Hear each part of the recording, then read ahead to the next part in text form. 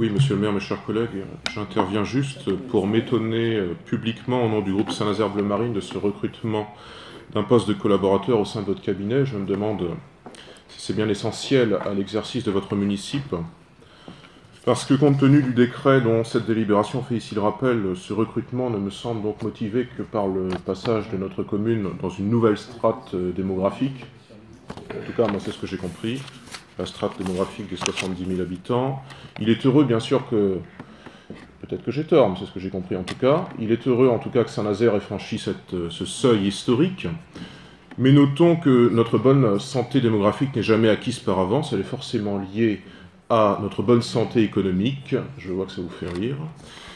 Et cette bonne santé, elle est plus largement liée à la bonne santé économique de notre agglomération. Alors, si notre démographie venez même à baisser ne serait-ce que d'un petit peu, vous devriez vous séparer d'un précieux collaborateur, ce qui serait fâcheux. Surtout que nous sommes optimistes sur le fait que ce monsieur ou cette dame, certainement, a la bonne carte du bon parti. Ce serait donc fâcheux également pour le dit parti. Il faudra bien un jour revoir la politique de notre municipalité vis-à-vis des recrutements de collaborateurs, sans aller jusqu'à la limite légale de 4 fixés, enfin c'est pas une limite légale d'ailleurs, c'est un décret, si j'ai bien compris, sur la limite de 4 fixée par décret, le Front National proposera vraisemblablement à l'avenir que ce nombre soit réduit pour des motifs d'économie. Nous en débattrons à l'heure d'écrire notre programme. Et puis, sans que ce soit directement lié au sujet, je voudrais revenir quelques secondes sur les questions qui ont été abordées tout à l'heure de République et de terrorisme, puisque M. de Guiral, il y a une heure de cela, m'a interpellé. Premièrement, je m'étonne, M. de Guiral, que vous vous étonniez de ma conception des choses, de ma conception de la République, parce que c'est précisément l'acception classique de la citoyenneté en République que l'assimilation. Et l'intégration, c'est autre chose.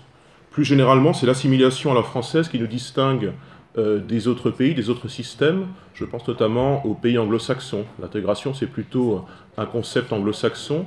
C'est plutôt aussi l'assimilation est plutôt un concept d'États nationaux et l'intégration d'États impériaux. Des États où il peut y avoir une superposition de communautés qui vivent ensemble sans vraiment d'unité. La France, ça n'est pas ça, c'est un État-nation. Un État, un peuple. À moins que vous vouliez en faire quelque chose de multiculturel, mais ce n'est pas notre projet.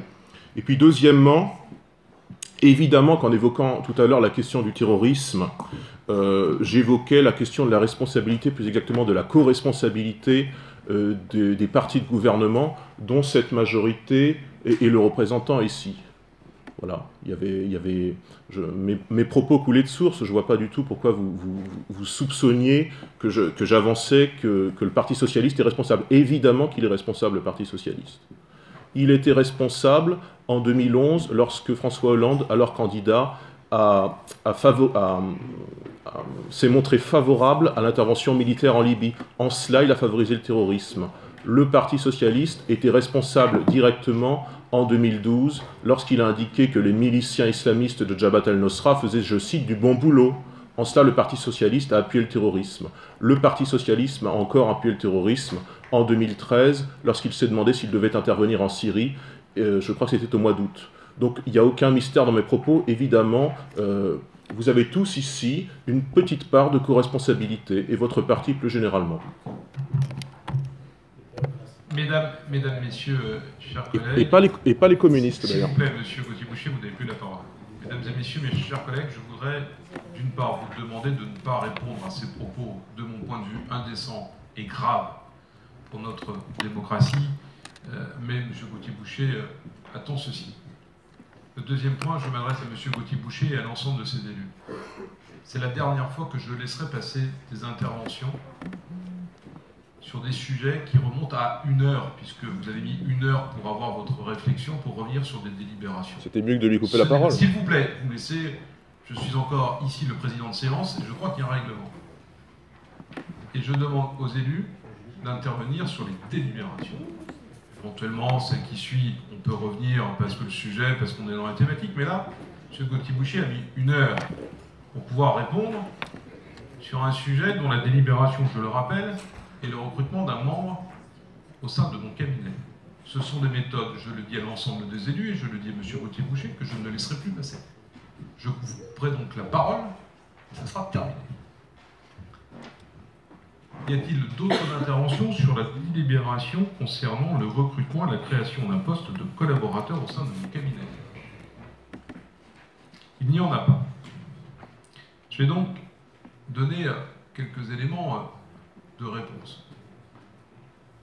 C'est vrai que dans le cabinet du maire, je ne vais pas recruter des membres du cabinet qui iraient travailler dans d'autres lieux, dans d'autres fonctions, payées par d'autres deniers. Vous savez, comme le Front National et le Parlement européen, que le chauffeur de Madame Le Pen n'était plus disponible. Bref, tous vos propos argumentant le fait que le maire de Saint-Nazaire disposerait d'un cabinet constitué de 3 personnes seraient liés à l'augmentation de population à 70 000, monsieur, je vous le dis... C'est ce que j'ai cru comprendre. Non, si c'est une erreur, je la reconnais tout à fait. C'est faux. Et donc, si par malheur, la ville était amenée à perdre de la population, ce que je ne crois sincèrement pas, en tout cas jusqu'à la fin de ce mandat, il n'y aura pas de modification, il n'y aurait pas de modification. Si j'ai choisi d'augmenter les membres de mon cabinet, il y a plusieurs motivations. Il y a celle qui me regarde et celle que je souhaite vous exprimer ici. Que ça ne vous fasse pas plaisir, mesdames et messieurs les opposants, je l'entends bien. Je le comprends. Mais je voudrais vous dire que je suis respectueux de mes services, de mes directeurs généraux adjoints, dont dois-je vous dire ici, et je crois que la population s'en rend compte. Nous produisons beaucoup de projets, beaucoup de grands projets, mais aussi beaucoup de projets du quotidien, conformément à notre développement, mais en même temps on en rajoute. Et qu'il est normal que chacun soit à sa place. Et que ce n'est pas au service, donc à celles et ceux fonctionnaires, à celles et ceux qui sont recrutés sur des missions, y compris de nourrir l'ensemble des élus de la majorité, lorsqu'il y a des interventions, lorsqu'il y a besoin de se nourrir sur un dossier, intervention publique ou intervention dans différents cadres, y compris souvent de négociations, pour aller chercher ici ou là quelques deniers, quelques subventions, ou d'aller chercher quelques adhésions à quelques projets que ce soit. Le deuxième point, soyons aussi là très clairs, vous l'avez dans le profil de poste que vous avez reçu, il y a y compris des éléments, parce que les modes de communication changent, évoluent, et qu'il me faut m'adapter à ces évolutions.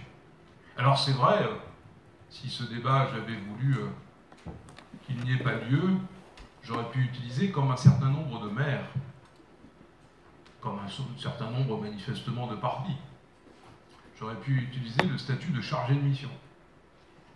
Et puis raccrocher à tel ou tel service. J'ai souhaité que cette délibération vienne au conseil municipal, notamment parce que le statut de chargé de mission ou membre de cabinet est différent.